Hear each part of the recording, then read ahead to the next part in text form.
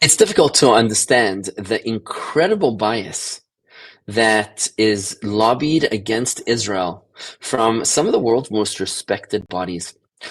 I'm about to show you a video by the United Nations Special Rapporteur for the occupied Palestine territories, quote unquote. She's also an expert on human rights. You cannot even make this up. Her name is Francesca.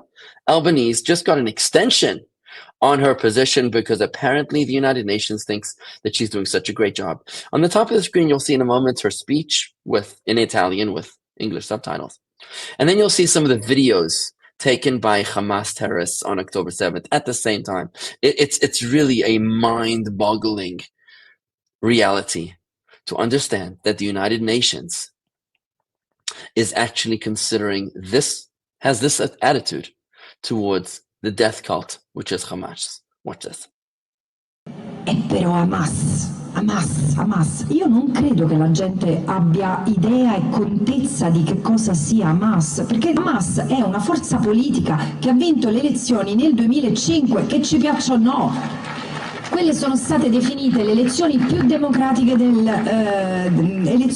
Hamas ha messo insieme un sistema di scuole, strutture pubbliche, ospedali. Era semplicemente l'autorità, come si chiamava in gergo tecnico, l'autorità di fatto.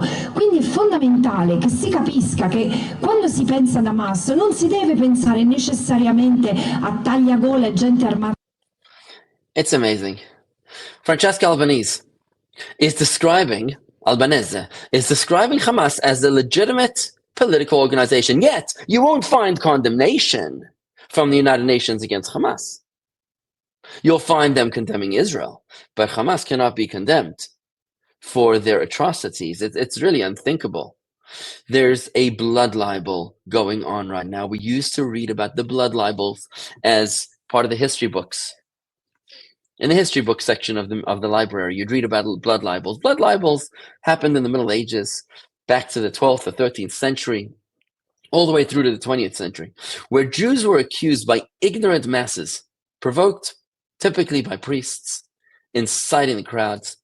They would provoke the masses to accuse the Jews of having murdered Christian children and using their blood for sacrificial purposes. For example, they would accuse the Jews of using the Christian blood in baking matzah.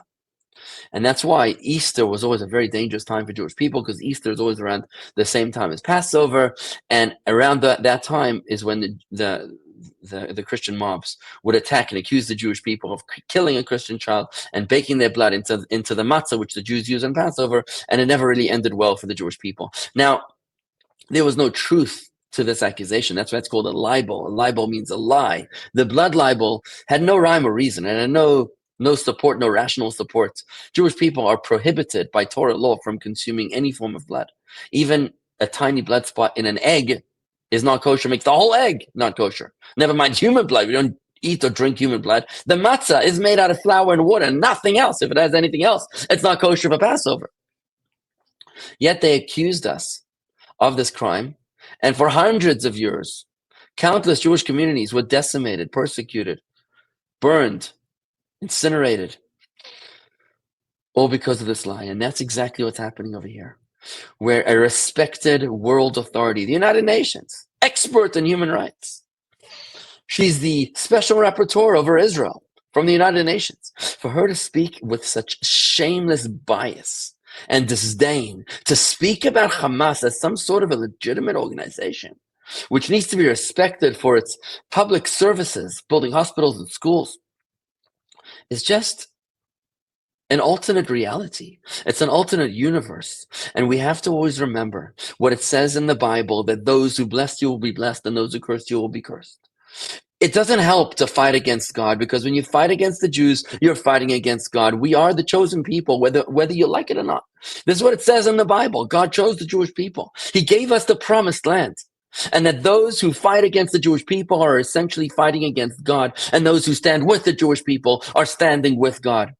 Throughout all of Jewish history, those who attacked the Jewish people disappeared into the sands of time, were divested into the dustbins of history. And that's what's going to happen To those who attack the Jewish people, they might have their 5 minutes of fame, but ultimately they will go the way of all of those who fight against the Jewish people.